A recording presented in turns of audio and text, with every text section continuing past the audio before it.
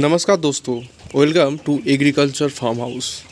सो दोस्तों, आज जो मेरे फार्म का बार्ड्स उसका एज है 7 दिन और 7 दिन का जो शेड्यूल है, क्या क्या काम आपको 7 दिन में करना पड़ता है, क्या क्या काम कंपलसरी है, वो सारी चीज़ मैं आज आप लोगों के साथ में डिस्कस करूँगा। सो दोस्तों, अभी आप देख रहे हो कि बार्ड 7 दिन के अंदर कितने साइज का हो चुका है। लगभग काल मैंने बॉडी वेट किया था 165 ग्राम का था, तो आज लगभग 200 ग्राम से 220 ग्राम तक हो जाएगा। अभी मैंने वेट नहीं किया, तो वेट करने के बाद मैं उसको ऐड कर दूंगा।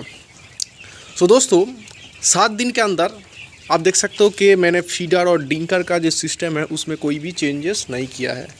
जो फीडर अभी तक मेरे फार्म में था, छोटे बड़े टर्बो फीडर, सो सभी अब एकदम से लगा हुआ है। और जो चिक्स डिंकर है और बड़े वाले डिंकर है, ऑटो डिंकर, वो भी अभी तक मेरे फार्म के अंदर है, तो उसमें मैंने कोई चेंजेस नहीं किया है। और जो टायर फीडर है वो अभी तक मैं उसको फीड दे रहा हूँ, आप देख सकते हो टायर फीडर में। तो टायर फीडर 10 दिन तक रखना बहुत ज़रूरी है। 10 दिन के बाद अब टायर फीडर निकाल सकते हैं।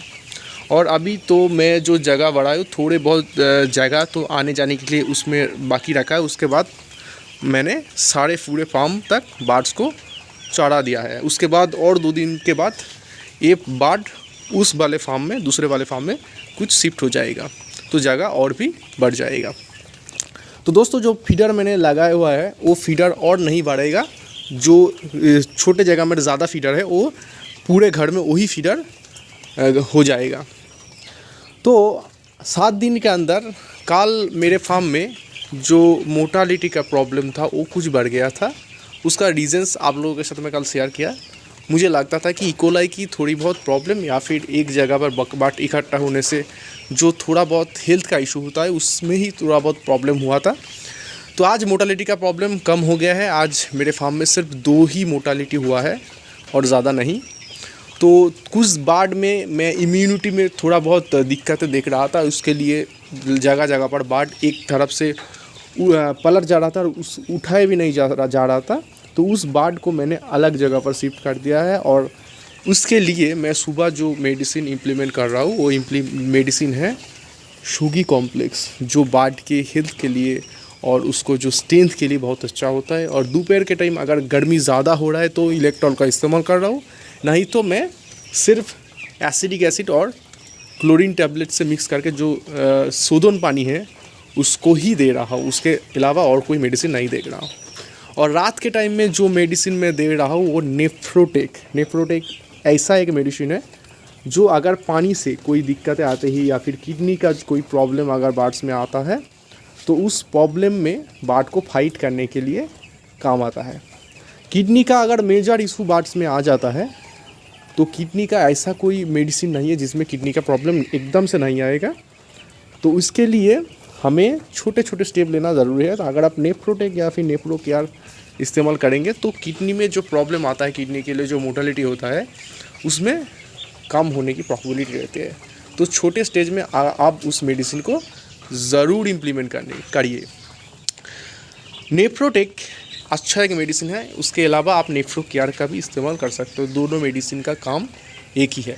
और उसका डोज है रात के पानी में 2 ml प्रति लीटर के हिसाब से। और जो बी कॉम्प्लेक्स में दे रहा हूँ वो 1 ml प्रति लीटर के हिसाब से मैं दे रहा हूँ। तो इसके लिए जो सुबह का जो मेरा डोज है वो लगभग 120 ग्राम के आसपास लगता है। तो अभी जो फार्म में जो अलग काम आज मैं किया है, कल मैं स्प्रे किया था, इसके लिए आज मैंने स्प्रे नहीं किया है। आज जो अलग काम मैंने किया है वो है कि जो लीटर है उसको सुबह एक बार रैकिंग कर दिया है। अभी तक लीटर रैकिंग ज़रूरी नहीं था क्योंकि बार्ड छोटे थे, इसलिए जो बार्ड का जो पॉटी है बार्ड का उतना ज़्यादा इम्पैक्ट नहीं आ रहा था लीटर में। लेकिन अभी मौसम आप देख सकते हो, थोड़ी थोड़ी बारिश हो रहा है। जो मौसम है वो बारिश का मौसम है। तो बारिश का मौसम के लिए मैं सुबह के टाइम एक बार लीटर को रैकिंग कर देता हूँ। लीटर रैकिंग करना अच्छा होता है। लीटर के अंदर अगर कोई पॉटी है या फिर जो थोड़े बहुत ब्लैक कलर की जो पोका होता है वो रहता है, तो इसीलिए सुबह के टाइम अगर आप एक बार रैकिंग कर देंगे तो वो बहुत अच्छा होता है। और पानी देने से पहले सुबह के टाइम में एक बार छोटे वाले चिक्स टिंकर है और जो ऑटो टिंकर है उसको अच्छी तरह से ब्लीचिंग पाउडर से पानी मिक्स करके एक बार अच्छी तरह से क्लीन कर लेता हूँ। तो थोड़े बहुत जो अगर बैक्टीरिया या फिर थोड़े बहुत अगर जो इकोलाई जैसी डिजीज़ आने की प्रोबेबिलिटी रहते हैं वो कम हो जाता है अगर आप ब्लीचिंग पानी से सारे जो चिक्स टिंकर है उसको क्लीन करेंगे तो। और जो फीडर है उस फीडर में जो फीड है उसको सुबह के टाइम में पूरा फीड जो पुराना वाला फीड है उसको निकाल लेता हूँ या फिर हाथ से उस फीड को निकाल लेने के बाद नए वाले फीड से मिक्स करके तभी फीड देता हूँ, क्योंकि नए वाले फीड में एक खुशबू होता है, उसमें बार्ड का जो फीड इंटेक वो ज़्यादा होता है। तो उसी लिए जो फीड है पुराना वाला, आज का जो फीड मैं दे रहा हूँ वो अगर काल में जितना एक्सिस हो जाएगा, जितना रह जाएगा उसको निकल के और नए वाले फीड से मिक्स करके उसके बाद ही उसको देने की कोशिश कीजिए। दोस्तों आप देख सकते हो जो टायर फीडर में फीड अभी दे रहा हूँ वो एक नया वाला फीड है। तो उस फीड को कुछ देर पहले मैंने निकाल लिया और उसमें से जो डस्ट है आप देख सकते हो कितना ज़्यादा लीटर उसमें इकट्ठा हुआ है। तो उसको मैंने एक चालनी से इसको रैकिंग करके उसके बाद उस फीड को मैं फीड टायर फीडर में डाल दिया है और उसके लिए जो पुराना वाला फीड ही बार्ड अच्छी तरह से इंटेक कर रहा है। तो इसी तरह से आप छोटे छोटे स्टेप लेंगे तो आपका फीड भी कोई नष्ट नहीं होगा और बार्ड का हेल्थ और इम्यूनिटी सिस्टम अच्छा रहेगा। तो तीन चीज़ आप लोगों को फार्म के अंदर ख्याल रखना बहुत ज़रूरी है। एक है आप अगर फीड बार्ड अच्छे से इंटेक करेंगे तो बार्ड में प्रॉब्लम कम आएगी, अगर प्रॉब्लम कम आएंगे तभी आपका प्रॉफिट होगा। तो फीड अच्छी तरह से बार्ड को इंटेक करवाना है आपको, आप ऐसे ही दे देंगे तो बार्ड इतने ज़्यादा फीड इंटेक नहीं करेगा।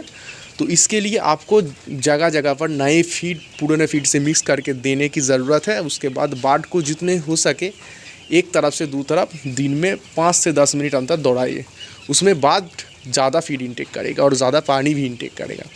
दूसरी बात दोस्तों, जो पानी है उसको अच्छी तरह से क्लीनिंग करने ज़रूरी है। आप देख सकते हो मैं 2 घंटे पहले पानी दिया था तो पानी में अभी तक कोई भी जो मैला है वो नहीं है। तो पानी को हो सके तो छोटे बार्ड में 3 बार क्लीन करने की कोशिश कीजिए और बड़े बार्ड में 2 बार दिन में क्लीन करने की कोशिश ज़रूर कीजिए। तो पानी अच्छी क्वालिटी का देना बहुत ज़रूरी है।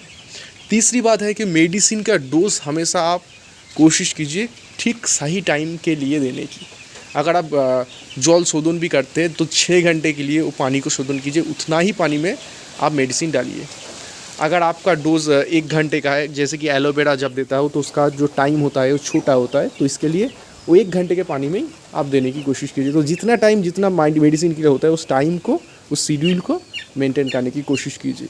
और चौथी बात जो एक बोनस है वो है कि छोटे बार्ड के बाद जो बार्ड थोड़ी भी बड़ा होना शुरू होगा तो आप कोशिश कीजिए कि इस लीटर को, इस भूसे को अच्छी तरह से रैकिंग करने की। रैकिंग करने के बाद जो बार्ड्स का थोड़े बहुत लीटर की वजह से जो प्रॉब्लम आना शुरू होता है, लीटर के वजह से बार्ड में जो इम्पैक्ट आता है वो नहीं आएंगे। और छोटे बार्ड में 7-8 दिन के बाद 2 दिन 1 दिन अंतर आप स्प्रे कर सकते हैं। जो भी पॉइजन डिटेक्टर है उससे स्प्रे करना बहुत ज़रूरी होता है। तो ये एक इम्पॉर्टेंट इन्फॉर्मेशन है। आशा करती हूँ इस वीडियो को आपको पसंद आएगा।